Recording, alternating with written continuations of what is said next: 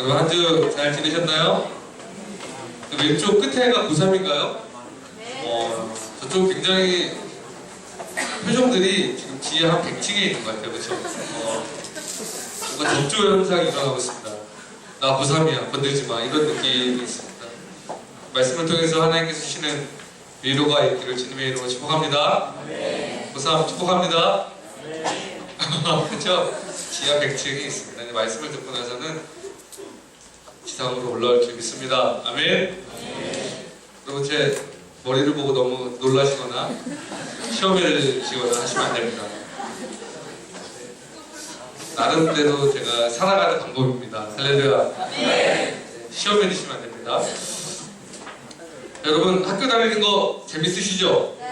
야자하고 너무 행복하죠, 그렇죠? 그렇죠? 공부하는 거 너무너무 행복하고 기쁜 일입니다. 네. 학교를 다닐 때 여러 추억들이 많습니다. 그 중에 학생 모두가 기쁘고 즐거운 추억을 보낼 수 있는 것 중에 하나가 저는 수학여행이라고 생각합니다. 수학여행 다녀오셨나요? 아니요. 중학교 1학년 친구들 갈 텐데 저는 개인적으로 수학여행을 굉장히 기대했습니다. 어렸을 때. 왜냐면 저는 시골에 살아서 제가 어렸을 적에 유일하게 비행기 탈 수 있는 기회가 수학여행이었어요. 왜냐면 수학여행 보통 다 어디로 가요? 제주도로 가잖아요. 그렇죠? 그때만 해도 우리 선배들이 제 2학년까지 계속 제주도를 가는 거예요. 그래서 저도 굉장히 기대했습니다. 나도 이제 처음으로 비행기를 타볼 수 있겠다. 그런데 저희 학년 차례가 돌아왔어요. 비행기를 타야겠다는 커다란 희망을 품은 저에게 청천벽력 같은 소식이 들렸습니다. 수학여행을 제주도가 아니라 경주로 간다는 충격적인 이야기였습니다. 어린 마음에 굉장히 마음에 큰 상처를 입었습니다. 결국 굉장히 무거운 마음을 가지고 경주로 출발을 했습니다. 그런데 제가 되게 기대를 안 했거든요. 비행기를 못 타니까. 경주에 갔더니 도시 전체가 유적지야. 신라시대, 불국사, 석굴암, 천마총 기억나죠? 그쵸? 국사 책 맨 앞에 나오는 그. 그래서 보면서 기대는 안 했는데요. 가서 깨달은 것이 있어요. 과거의 이야기잖아요. 그런데 제가 어렸을 때가 그냥 어렸을 때인데 그런 생각을 했습니다. 이것은 그냥 지나가 버린 흔적이 아니다. 우리는 이 신라시대의 유물들을 보면서 우리의 삶의 자리에서 새로운 역사를 세워야 나가야 된다. 그런 생각을 제가 어렸지만 했습니다. 제가 지난주 목요일날 담임 목사님이랑 서울에 갈 일이 있어서 서울을 갔는데 오랜만에 서울시청에 갔어요. 근데 서울시청 앞에 이러한 딱 현수막이 걸려있는 거예요. 역사를 잊은 민족에게 내일은 없다. 이거 누가 한 얘기인지 아세요? 이거 누가 한 얘기인지 아는 사람? 우리 옆 사람한테 인사합시다. 공부하자 제발. 이렇게 인사합시다. 진짜 여러분 여러분들을 지도하는 저희 입장에서 굉장히 가슴이 무너지는. 아니 어떻게 역사를 잊은 민족에게 내일은 없다 이거를 모르십니까? 네? 신채호 선생님께서 이런 얘기를 했잖아요. 일제시대 신음하는 우리 민족을 향해서 역사를 잊은 민족에게는 내일이 없다. 여러분 과거의 역사를 통해서 우리의 나아갈 방향을 찾게 되는 거예요. 신앙도 마찬가지입니다. 여러분 성경에 나오는 믿음의 역사, 믿음의 기적의 이야기들이 다 있죠? 그 기적이 있었구나, 멋있다, 놀랍구나 이렇게 감탄할 것뿐만 아니라 그것을 가지고 삶의 자리에서 새로운 길을 개척해 나가는 것이 바로 우리의 사명입니다. 아브라함의 이야기, 다윗의 이야기, 사도 바울의 이야기, 베드로의 이야기가 과거의 이야기가 아니라 오늘날 우리가 새롭게 세워나가야 될 믿음의 이야기가 되어야 된다는 거죠. 할렐루야. 그걸 알아야 되는 거예요. 오늘 본문 말씀, 이 하나님 나라의 복음, 예수님께서 우리 위해 십자가에 달라서 돌아가셨습니다. 그것을 믿는 사람에게는 구원이 있습니다. 이 십자가의 복음이 전파되는 시점에 일어난 엄청난 사건인데요. 예수님을 배반했던 이 베드로가 부활하신 예수님을 만나고 오순절에서 성령의 충만함을 경험한 뒤에 새로운 인생을 시작하게 되는데 첫 사건이 뭐냐면 바로 오늘 우리가 읽었던 본문 베드로의 오순절날의 설교입니다. 베드로가 설교를 하는 거예요. 뭐를 가지고? 구약 성경의 요해서를 풀이해주는 그 당시의 회중들, 민중들에게 이 설교를 하게 되었습니다. 누구든지 주의 이름을 부르는 자는 뭐를 얻으리라? 뭐를 얻으리라? 구원을 얻으리라. 이 오늘 본 말씀 21절의 말씀을 기조로 해서 우리 인간의 연약한 죄의 문제를 예수 그리스도께서 해결해 주셨다. 너희들은 회개하고 새로운 삶을 살라. 베드로가 회중들을 향해서 이러한 설교 말씀을 했습니다. 사람들이 깜짝 놀랐어요. 왜냐면 베드로한테 별로 기대심이 없거든요. 무식하고 시골 출신의 볼품이 없는 이 베드로가 담대하게 복음을 전하는 모습을 보고 사람들이 깜짝 놀란 거예요. 제가 도대체 뭐지? 제한테 도대체 무슨 일이 일어난 거지? 여러분, 베드로의 모습을 통해서 우리는 성령의 역사하심을 받는 삶이 무엇인지 보게 됩니다. 은혜로 가득한 사람들의 신앙은 주저하지 않습니다. 유대인들이 이제 더 이상 두려워하지 않는 거예요. 자신을 낮게 평가하는 사람들의 평가, 베드로에게 더 이상 중요한 문제가 아니었습니다. 그게 여러분 복음의 능력이에요. 베드로가 선포한 말씀에 놀랍게 오늘 보니까 끝에 보니까 몇 명이 세례를 받았다? 3,000명. 엄청나죠? 41절 말씀, 2장 41절 말씀 함께 41절 함께 읽겠습니다. 다 같이 읽겠습니다. 시작!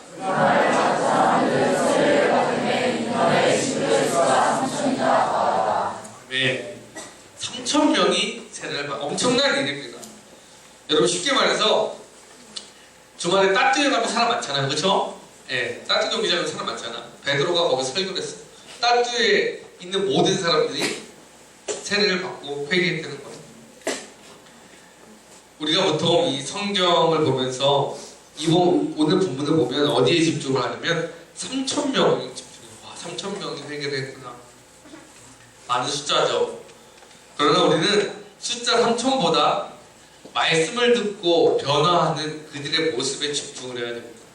3,000명, 와 많이 했다, 여기에 집중하는 것이 아니라 그 3,000명이 어떻게 변화했는지 그 과정을 오늘 본문은 이야기하고 있습니다. 저는 오늘 이 회심하고 변화받아 하나님의 사람으로 변화되는 과정을 통해서 진짜 참 신앙인이 되는 길을 농부가 농사를 짓는 그것으로 비유를 해봤습니다. 열매 맺는 사람이 되기 위해서는 총 3단계가 필요합니다. 가장 먼저 첫 번째 단계는 밭을 가는 일입니다. 오늘 본문 말씀을 보니까 사람들이 어떻게 했냐면 베드로가 복음을 전한 다음에 어떻게 했냐면 마음에 찔림이 있었다는 거예요. 회개할 준비를 했다는 거죠. 여러분 농사에 있어서 가장 중요한 것은 뭐냐면 씨 뿌리는 것보다 더 중요한 것이 있어요. 더 먼저 해야 되는 일이 있어요. 저희 집에 옛날에 농사를 져서 제가 알아요. 뭐 하냐면 트랙터를 가지고 밭을 다 뒤집습니다. 왜? 이제 옥토로 만드는 거죠. 새롭게 땅을 갈아엎어야지 생명이 태어날, 생명이 자라날 준비가 되어야 된다는 거죠. 여러분, 우리가 하나님께서 합한 사람이 되기 위해서는 우리의 마음을 밭을 가는 일을 먼저 해야 됩니다. 3,000명의 사람들이 회개하고 세례받고 새롭게 된 것은 뭐를 들었어요? 그 사람들이 베드로의 설교를 들었죠. 설교가 의미하는 것이 뭐예요? 말씀이라는 거예요. 말씀을 통한 철저한 회개가 있었다는 것을 기억해야 됩니다. 아무나 회개할 수 있는 거 아니에요. 자, 해보세요. 예수님께서 이 땅에 오신 다음에 가장 먼저 선포하신 것이 있어요. 뭘까요? 회개하라, 천국이 가까이 왔다. 이 이야기를 비슷한 사람이 했어요. 누가? 세례요한. 세례요한도 뭐라 그랬어요? 회개하라. 그가 오실 길을 준비하라고 그랬죠. 그런데 다 회개했을까? 아니에요. 들을 귀 있는 사람들만 그 말씀을 들었다는 것입니다. 오늘 본문 37절의 말씀을 보니까 그렇게 명확하게 얘기하고 있습니다. 그들이 이 말을 듣고 이렇게 얘기하고 있습니다. 이 말, 그것이 뭘까요? 말씀이죠, 말씀. 하나님의 복음의 말씀이죠. 누구나 회개할 수 있는 것이 아닙니다. 오직 말씀을 듣는 사람이 회개할 수 있는 기회도 없는 거예요. 여러분, 우리가 정말 하나님의 마음에 합한 사람이 되기 위해서는 우리가 회개를 해야 되는데 뜬금없이 나 회개할 거야. 그렇게 회개할 수 없다는 거죠. 말씀을 통해서 우리는 회개의 기회를 얻는다는 것입니다. 예수님을 인격적으로 만나고 자신의 죄를 회개했다고 간증하는 사람들의 대부분은 말씀의 현장에서 자신을 바라보게 됩니다. 여러분, 감리교회 문제 하나 낼게요.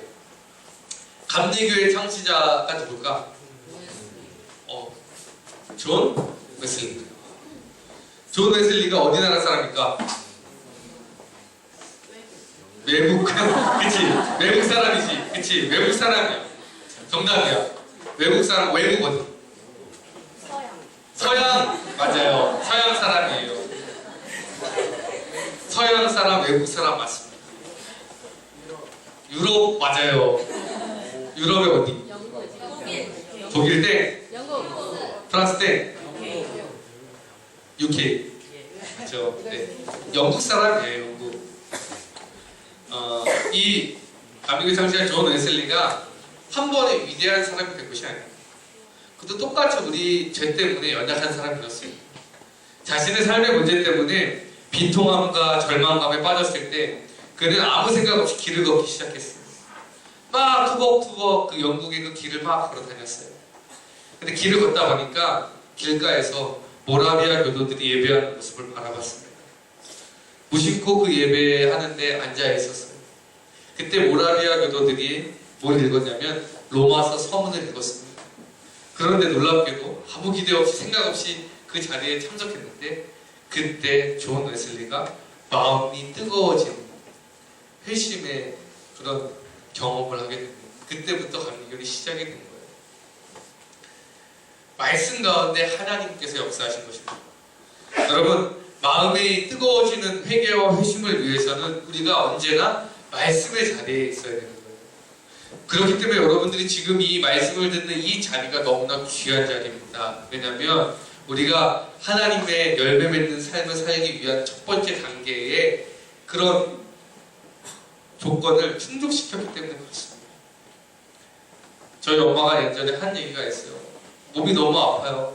진짜 그러니까 이런 말 하기 좀 그렇지만 뻥치는 것이 아니라 정말 아팠어요. 정말 아픈데 교회에 갈 수 없을 정도였어요. 저희 어머니께서 이렇게 얘기했습니다. 제가 근데 초등학교 3학년인가 4학년 거가 됐는데 죽어라고? 교회 가서 죽어. 교회에 가서 죽으면 순교야. 저한테 초등학교 3학년이 저한테 참 제가 그때 교회에 아픈 몸을 가면 진짜 치는 엄마 맞아? 이런 생각을 했어요. 왜 그랬을까 궁금해 생각해보니까 말씀 가운데 거하는 삶이 복되고 그리고 굉장히 귀하다는 것을 저희 어머니가 얘기해 주신 것은 아닌가 그런 생각을 하게 됩니다. 말씀의 그늘 아래 우리가 거했을 때 비로소 하나님 안에서 온전한 회개의 역사들이 시작이 됩니다. 37절 말씀을 다시 한번 볼까요? 다 같이 함께 읽겠습니다. 시작!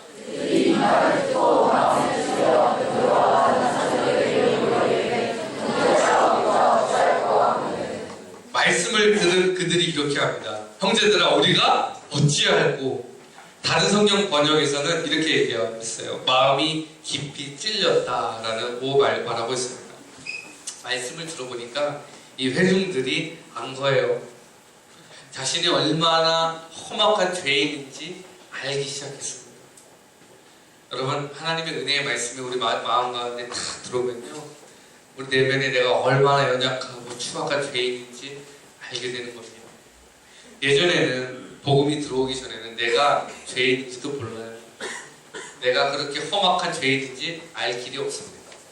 그러나 말씀의 빛이 내 가슴 가운데 나를 비췄을 때 내가 하나님 앞에서 얼마나 부족하고 연약한 사람인지 알게 되는 거죠. 십자가에 예수님을 못 박은 사람이 유대인이 아니라 나였구나를 깨닫게 되는 것입니다. 제가 3월 20일 날 영화 노아를 보러 갔습니다. 누구랑 갔을까요? 궁금하지 않으세요? 네? 엄마 아니야. 혼자 가지는 않겠죠. 네?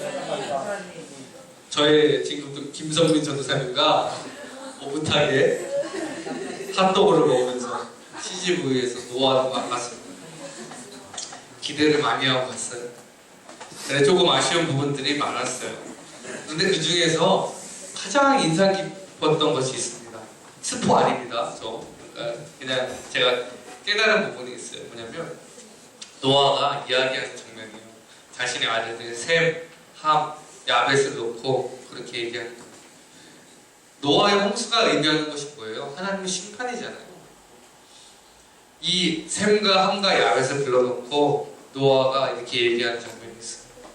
우리의 죄악으로 하나님이 우리를 파괴하실 거야. 이런 장면이 있어요. 참으로 무서운 이야기죠. 우리의 죄 때문에 우리가 하나님의 선하게 창조됐지만 하나님보다 세상을 더 사랑한 나, 친구를 시기하고 미워했던 나, 부모님을 원망하고 미워했던 나, 그것이 우리의 모습이라는 거죠. 말씀과 은혜로 나를 비추면 명확해지는 것이 있습니다. 나는 정말 연약한 죄인이라는 것이죠. 여러분, 우리는 말씀을 통해서 회개의 영을 우리 가슴 가운데 모셔야 됩니다. 그것이 바로 하나님의 사람으로 사는 첫 번째 단계입니다. 마음밭을 가는 일이죠. 두 번째로는 우리가 눈물로 비로소 회개의 삶을 사는 일입니다. 농사의 단계로 치면은 뭐냐면 씨를 뿌리는 이제 일이에요. 씨를 뿌리지 않으면 가을에 열매를 맺을 수 없습니다.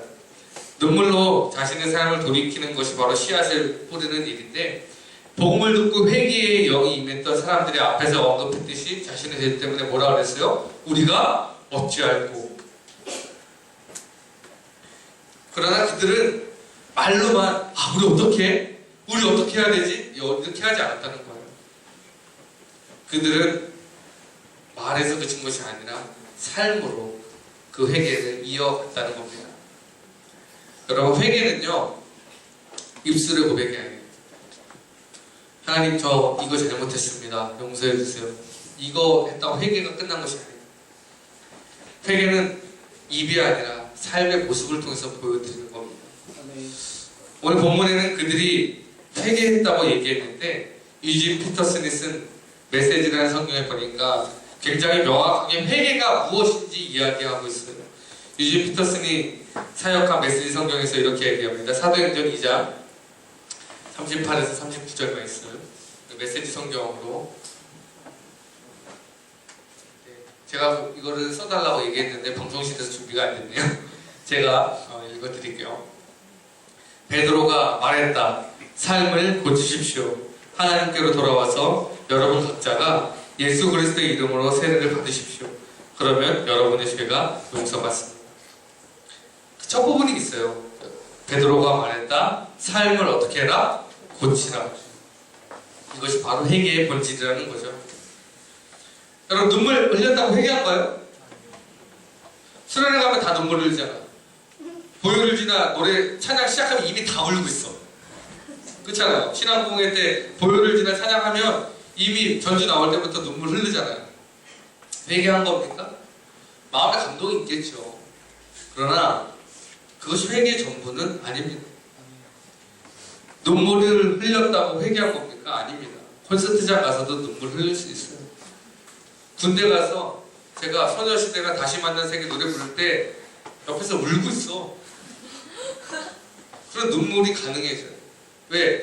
사람의 감정을 치는 일은 회개뿐만 아니라 어떠한 일도 가능하기 때문에 그렇습니다. 그러나 여러분, 회개는 감정이 아니에요. 회개는 감정에서 그치는 것이 아니라 우리의 행동과 우리의 가치관이 변화하는 역사입니다. 할렐루야. 여러분, 정말 회개했다고 여러분들이 얘기하면 여러분들 삶의 모습을 봐야 돼요.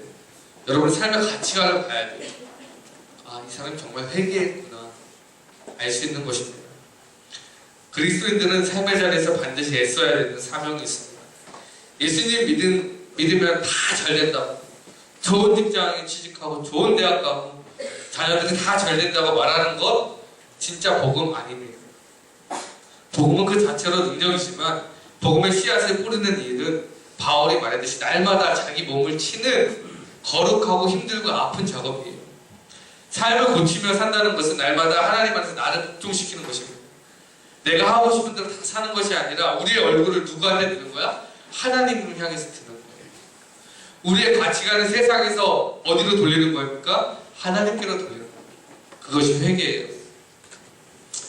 사랑하는 여러분, 여러분의 마음밭을 회개함으로 갈아엎으시는 역사가 일어나기를 소망한다면 삶을 돌아보시기 바랍니다. 삶을 고치시기 바랍니다. 마지막으로 삶을 고치는 사람들에게 주어지는 축복의 선물이 있어요. 그것은 바로 성령의 선물입니다. 38절 말씀을 다 같이 읽어보겠습니다. 38절. 다 같이 읽겠습니다. 시작.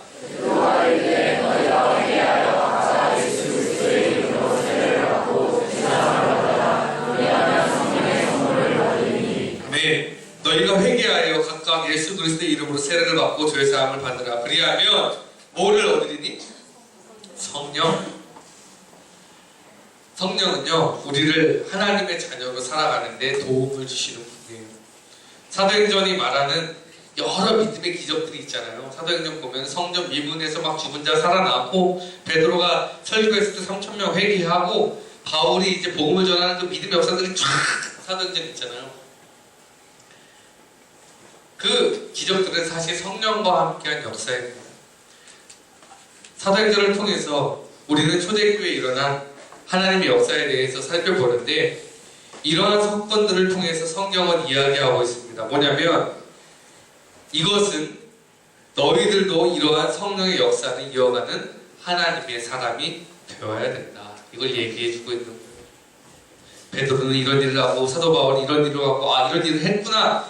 이것을 알려주려고 사도행전이 기록된 것이 아닙니다. 너희도, 연약한 너희도 성령과 함께하면 이런 믿음의 역사에 같이 동참할 수 있다는 것을 본문은 이야기해주고 있는 것입니다. 여러분, 사도행전이 과거의 흔적으로 남아서는 안 됩니다. 사도행전의 성령의 이야기가 오늘날 우리의 삶으로 이어져야 하는 역할이 바로 우리의 사명이 되는 것입니다. 사도행전이 영어로 뭘까요? 우리 국제화 시대에 발맞춰서 영어로 한번 해봅시다. 사도행전이 영어로 뭘까요? 네? Acts. 그렇죠. A-C-T-S-S잖아요. 그렇죠? 행동들, 이야기들, 어떤 이야기들이요? 성령과 함께 동행하는 믿음의 이야기들이에요. 성령을 받은 사람들은 삶의 자리에서 반드시 열매를 맺습니다. 우리는 성령을 얘기할 때 은사만 얘기해요. 성령 충만을 받은 사람들 은사 받을 수 있죠. 방언하고 예언하고 환상을 보고 그런 은사들 많이 얘기하죠. 그런 거 너무나 소중합니다. 하나님께서 그 은사를 주셨으니까 감사함으로 받고 그 은사대로 살아가십시오. 그러나 여러분, 은사가 우리의 삶의 목적이 되는 것이 아닙니다. 우리는 성령의 은사를 위해서 살아가는 것이 아니라 성령의 열매를 맺기 위해서 살아가는 사람들입니다. 어떤 열매입니까? 그런 성령의 열매들이 있죠. 그렇죠? 사랑, 인화, 화평, 그렇죠? 온유, 양성, 충동, 절제, 이런 열매들이 있잖아요. 아무리 방언을 하고 통역을 한다고 할지라도 그 사람의 마음 가운데 다른 사람을 이해하고 사랑할 수 있는 마음이 없다면 그거 헛것이래요. 방언을 하지 못하더라도 그 안에 하나님을 향한, 이웃을 향한 뜨거운 사랑이 있으면 그 사람 정말 성령의 열매를 맺는 사람입니다. 저는 여러분들이 성령의 은사도 좋지만 성령의 열매를 맺는 사람들이 되기를 소망합니다. 아멘. 베드로가 성령으로 충만했을 때 3,000명이 회개했습니다. 베드로가 한 그 역할은 이제는 하나님의 명령을 받아 세상 가운데 누가 실현해야 되는 거예요? 우리가 실현해야 돼요. 그것이 바로 영향력 있는 그리스도인들입니다. 여러분, 요새 교회 얘기하면요, 굉장히 세상에서 손가락질해요. 비난을 많이 받습니다.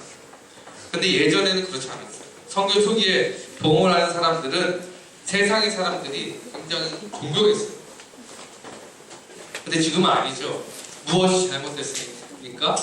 우리가 그대로 살지 않았기 때문에, 우리가 복음대로 살지 않았기 때문에 세상 사람들이 우리를 신뢰하지 않습니다. 저는 여러분들이 영향력 있는 그리스도인들이 되기를 소망합니다. 아멘. 교회에서뿐만 아니라 세상에서 더 영향력 있는 그리스도인들이 되기를 저는 간절히 기도하고 소망합니다. 여러분, 한 사람의 영향력이 얼마나 될까요? 한 연구가들이 조사를 했습니다. 어느 한 사회학자가 이 사람 한 명이 몇 명에게 영향력을 미치는지 조사를 해봤어요. 몇 명한테 영향력을 미칠 것 같아요? 10명? 20명? 아닙니다. 한 사람이 소극적인 사람일지라도 한 사람이 영향력을 미치는 것은 300명이라고 합니다. 여러분들이 적어도 300명에게 영향력을 미치고 선한 영향력을 미치고 계십니까? 한번 돌아보세요. 이제 삶의 자리에서 성령의 이야기를 여러분들은 시작하셔야 되는데 사도행전에 나타난 과거의 이야기가 아니라 여러분들의 삶의 자리에서 성령의 이야기를 시작하셔야 됩니다. 이제 스토리를 시작하는 거예요. 각본 누구야? 성령님. 주인공 누구야? 나. 이제 시작하는 겁니다. 사도행전이 끝난 것이 아니라 지금부터 시작되는 것이죠. 여러분들의 삶의 자리에서 그 사도행전을 계속해서 써내려 갔을 때 그때 비로소 내가 영향력을 더 세상 가운데 선하게 펼치는 것입니다. 제가 요즘 기도가 잘 안 됐어요. 여러분 기도하려고 하는데 기도하고 싶은데 기도가 안 나올 때가 있어요. 답답할 때가 있어요. 그럴 때가 있습니다. 우리가 새벽 기도를 하니까 새벽에 기도하려고 딱 하면 기도가 잘 안 되는 거예요. 저는 그런 생각을 하나님 저를 위해 기도하는 사람을 좀 붙여주십시오. 내가 기도가 안 되니까. 왜 저는 항상 혼자니까. 저를 위해서도 기도하는 사람들이 필요하죠. 그런데 그렇게 기도하는데 아침에 로마서 8장 26절 말씀 하나님께서 저에게 딱 주시는 거예요. 뭐냐? 이와 같이 성령도 우리의 연약함을 도우시나니 우리는 마땅히 기도할 바를 알지 못하나 오직 성령이 말할 수 없는 탄식으로 우리를 위하여 친히 간구하시나니 저를 위해서 기도할 사람을 더 붙여주세요. 그렇게 기도했는데 하나님께서는 그것이 아니다. 너를 위해서 이미 성령께서 네가 알지 못하는 방법으로 너를 위해서 이미 기도하고 있다는 것을 가르쳐 주셨습니다. 아침에 이 말씀이 얼마나 큰 위로가 되는지 몰라요. 성령이 우리의 연약함을 도우시면 우리는 마땅히 기도할 바를 알지 못하나 오직 성령이 말할 수 없는 탄식으로 너희를 위하여 간구하신다. 우리의 연약함을 도우시는 분. 그래서 내가 기도하지 못해도 기도할 수 없어도 말할 수 없는 탄식으로 도우시는 분. 그것이 바로 여러분 성령님이십니다. 성령의 헬라어 언어가 파라클레이토스잖아요. 보혜사, 도우시는 분이잖아요. 성령이 우리 가운데 탁 있어요. 우리 마음 가운데 있습니다. 그런데 우리는 성령이 우리 가운데 있다는 것을 인식하지 않습니다. 그리고 크게 말해요. 하나님 어디 계시냐고. 내 삶이 왜 이러냐고. 근데 그것이 아니라 이미 우리 마음 가운데 계신 거예요. 그 성령님을 한번 불러보시기 바랍니다. 나와 함께 동행하여 주세요. 나의 연약함을 주님께서 인도하여 주세요. 그때 성령의 역사들이 여러분 삶의 자리에서 시작될 줄 저는 믿습니다. 성실하게 신앙의 길을 걸어가야 됩니다. 우리가 많이 쓰는 단어 중에 거둔다라는 단어가 있어요. 거둔다. 이 거둔다라는 단어의 원어가 뭔지 아세요? 걷는다예요. 성실하게 걷지 않으면 거둘 수가 없습니다. 신앙 마찬가지입니다. 하나님 앞에 성실하게 믿음 생활을 하지 않으면 성령의 열매를 맺을 수 없습니다.